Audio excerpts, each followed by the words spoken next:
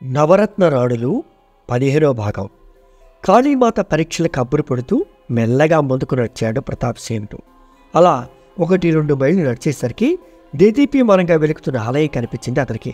ఎంతో సంతోషంగా అటువైపు నడిచాడు ప్రతాపుడు. కానీ తనని తాను శుభ్రపరచుకోవడానికి ఒక్క నీటి చుక్క కూడా కనపడలేదు.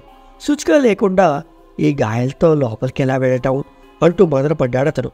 ఒక పక్క ఇదంతా దేవి పెట్టిన పరీక్షలే కదా, తాను ఎలా ఉన్నా గుళ్ళోకి వెళ్ళవచ్చు అనిపించింది. మరొక పక్క ఏది ఏమైనా శుచి శుభ్రం ముఖ్యం, శుచిగా లేకపోతే ఆలయ ప్రవేశం నిషిద్ధం అంటూ అనిపించింది. అలా తనలో తానే తర్జన భర్జనలు పడి చివరికి శుభ్రంగానే ఆలయంలోకి వెళ్ళాలని అనుకున్నాడు ప్రతాపుడు. కానీ కనుచూపు మేరలు ఎక్కడా నీరు కనపడలేదు. అయ్యో, చివరి ఆలయం ఎదుటినే ఉన్న లోపలికి వెళ్ళలేని నిస్సహాయత. దేవి, ఏమిటి నీ పరీక్ష? ఈ భక్తుడిని కరుణించవా అంటూ మనసులో ఎద చెందాడు ప్రతాపుడు. అతడు అలా మనసులో అనుకోగానే ఆకాశాన్ని నుండి జలజల రాలే చినుకులు. ఆ చినుకుల్లో తడిసి తనను తాను శుభ్రపరుచుకున్నాడు ప్రతాపుడు. దేవి మహిమకు కరుణకు చెలించి ఆమెకు అతడి నుండే వేల ప్రణామాలు చేశాడు. ఆ జల్లు అతన్ని శుభ్రపరచడమే కాక అతని శరీరానికి తగిలిన గాయాలని కూడా మటుమాయం చేసింది. ఎంతో తేలికబడ్డ మనసుతో ఆలయంలోకి అడుగుపెట్టాడు అతను. దేవికి యథావిధిగా పూజ చేసి ఆమె ముందు మోకరిల్లి, అమ్మ, ఇదే ఆఖరి రత్నం, ఇంతవరకు దయచూపినట్లుగా ఇప్పుడు కూడా నా మీద దయచూపు తల్లి అంటూ వేడుకున్నాడు. పూజను ముగించి వజ్రం గురించి వెతకబోయిన ప్రతాపుడికి ఒక గొంతు వినపడింది. ప్రతాప, వజ్రం కోసం అంతగా వెతకడం ఎందుకు? నా మెడలోని హారంలో ఉంది చూడు అని పలికింది ఆ గొంతు. ఆ మాటలు వింటూనే ఒక్కసారిగా తలెత్తి దేవి హారం వైపు చూశాడు ప్రతాపుడు. నిజమే, ఆమె గుండెలపై విరుబిట్లు గొలిపే కాంతితో దగదగా మెరుస్తోంది ఆ వజ్రం. అంత అందమైన రత్నాన్ని ఎన్నడూ చూడలేదు ప్రతాపుడు. తల్లి, ఎంత సులువుగా నా కార్యాన్ని సిద్ధింపజేశావు అంటూ ఆ వజ్రాన్ని అందుకోపోయాడు. ఇంతలో, ఆగునాయన, ఆ వజ్రాన్ని తీసుకోవటం అంత సులభం కాదు. నా మెడలోని హారాన్ని చూసేవే గాని మెడ చుట్టూ ఉండి ఆ వజ్రాన్ని కాపలా కాస్తున్న నాగుపాము చూడలేదు అని పలికింది. అప్పుడు చూశాడు ప్రతాపుడు దేవి మెడ చుట్టూ భయంకరంగా పసుగొడుతున్నా అలా తిరుగుతున్న నాగుపాముని ఏం చేయాలో అర్థం కాలేదు అతనికి. దేవి, మెడలోని పామును చంపడం పాపం, కానీ వజ్రం సంపాదించాలంటే దానితో తలపడి వధించక తప్పదు. ఎలా అనుకుంటూ అయోమయ స్థితిలో పడ్డాడు ప్రతాపుడు. ఇంతలోనే మళ్లీ వినిపించింది ఆకాశవాణి. ప్రతాప, ఈ వజ్రం నీకు దక్కాలంటే ఒకే ఒక మార్గం ఉంది. ఆ వజ్రం మీద చేయి పెట్టిన మరుక్షణం నా మెడలోని పాము నిన్ను కాటు వేస్తుంది. దాని కాలకూట విషయానికి నువ్వు వెంటనే మరణిస్తావు. వజ్రం నీదవుతుంది అని పలికింది దేవి. ఇక ప్రతాపసేనుడికి అయోమయం మరింత పెరిగింది. మాత, చావుకు నేను సిద్ధమే, కానీ ఈ వజ్రాన్ని నేను కోరుకుంటుంది కేవలం నా తల్లిదండ్రులు రక్షించడం కోసమే. అలాంటిది ఈ నాగుపాము చేతిలో నేను మరణిస్తే నా తల్లిదండ్రుల మాట ఏమిటి? వారు అలా కష్టాల్లో కలకాలం ఉండవలసిందేనా?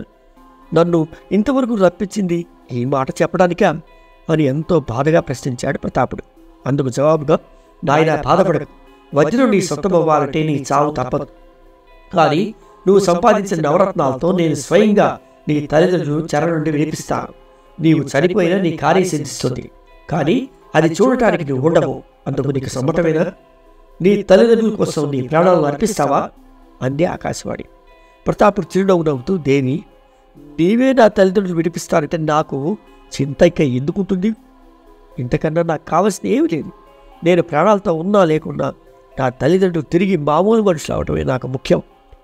ఇదిగో నేను సేకరించిన 8 రత్నాలు, వీటిని పొదగవలసిన మంత్రించిన ఖడ్గం, ఇక సెలవు అంటూ రత్నాలు కట్టి ఆమె పాదాలపై ఉంచి ఒక్కసారిగా ఆమెకు నమస్కరించి లేచి నిలబడ్డాడు ప్రతాపుడు. కడసారిగా తన తల్లిదండ్రులు తలుచుకుని వారి క్షేమం కోసం ప్రార్థించి దేవి మెడలో ఉన్న వజ్రంపై తన చేయి వేశాడు. అంతే, మరుక్షణంలో అతని చేయి మీద కాటు వేసింది కాలనాగు. పాము కాటు వేసిన వెంటనే అతని శరీరం అంతా నీలంగా మారి వెనక్కు పడిపోయాడు ప్రతాపుడు. ఇక తన చావుకు కొన్ని క్షణాల దూరంలో ఉన్నాడు తెలుసుకుని అతి కష్టం మీద, దేవి, నా తల్లిదండ్రులు రక్షించి నీ మాట నిలుపుకో అంటూ ఆమె పాదాలకు చట్టపడి ప్రాణాలు విడిచాడు. అంతవరకు జంతువుల అరుపులతో, పరుగులతో, పక్షుల కిలకిలారావాలతో సందడిగా ఉన్న అరణ్యం అంతా ఒక్కసారిగా మోగపోయింది. అంతటా నిశ్శబ్దం ఆవరించింది. ప్రతాపసేనుడు కాటు వేసిన నాగు దేవి మెడ నుండి కిందకి దిగి అడవిలోకి జరజరా పాకుతూ వెళ్ళిపోయింది. ఇక అక్కడ దేవి పాదాల చెంద మిగిలింది ప్రతాపుడి మృతదేహం మాత్రమే. తులసిశాస్త్రిలో కూడా తన తల్లిదండ్రుల క్షేమాన్నే కోరుకున్న కొడుకంటే ఏ తల్లికి మనసు చెలించదు. అలాగే అమ్మలగన్నమ్మ ఆ కాళీమాత కూడా ప్రతాపుడి నిస్వార్థతత్వానికి పొంగిపోయింది. స్వయంగా ఆమె ఆలయంలో ప్రత్యక్షమై ప్రతాపుడికి తిరిగి జీవదానం చేసింది. కాళీమాత చేతి నుండి వెలుగు ప్రతాపుడిపై పడగానే గాఢ నిద్రలో ఉండి లేచినట్లుగా లేచి కూర్చున్నాడు. క్షణం అతను ఎక్కడ ఉన్నది అర్థం కాలేదు. తర్వాత క్రమంగా జరిగిందంతా గుర్తుకు వచ్చింది. నేను మరణించలేదా అనుకుంటూ పైకి చూసిన అతనికి కాళీమాత తన వద్దే సజీవంగా నిలబడి ఉండటం కనపడింది. తన అదృష్టానికి పొంగిపోతూ అది కలయో నిజమో అర్థం కాని ఉద్వేగంతో ఆ మాత పాదాలపై పడి సాష్టాంగ నమస్కారం చేశాడు ప్రతాపుడు.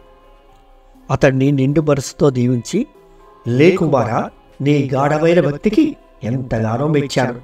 అంతకంటే ఎక్కువగా నీ మాతాపితల పట్ల నీకున్న గౌరవం, అభిమానం నన్ను చెలింపచేశాయి. నీ వంటి కుమారుడు కన్నవారు ధన్యులు. నీ ఉండగా వారి చెంతకు ఏ ఆపద రాదు. నీ కార్యంలో తప్పక విజయం సాధిస్తావు అంటూ పలికింది. ఆ మాటలకు పులకించిపోయాడు ప్రతాపుడు.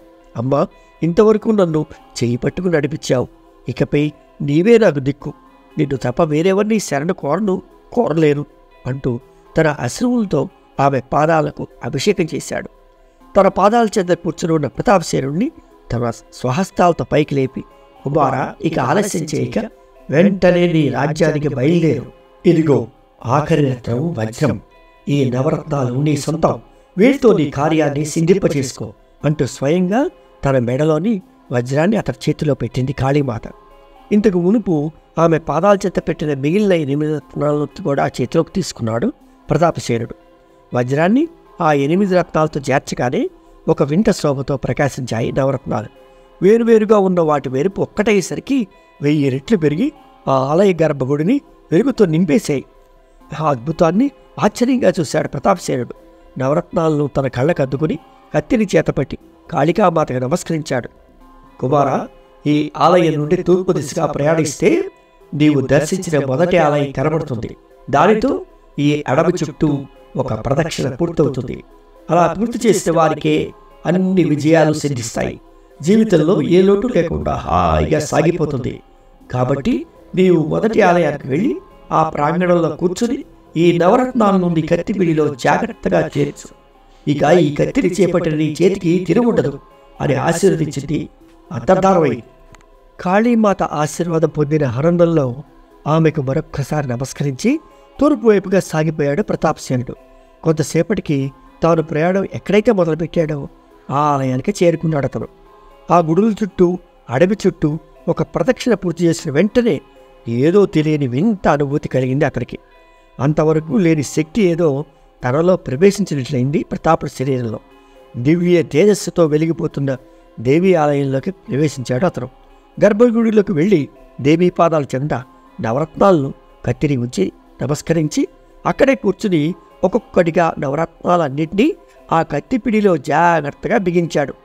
9వ రత్నం పిడిలోకి చేరుకోగానే వింత కాంతితో మెరిసిపోయింది ఆ ఖడ్గం. తన కళ్ళ ముందు ఎన్నడూ జరగని వింతలను చూస్తూ దైవశక్తిని వేణోళ్ల పొగుడుతూ నిజమైన భక్తి శ్రద్ధల విలువను అవగతం చేసుకున్నాడు ప్రతాపుడు.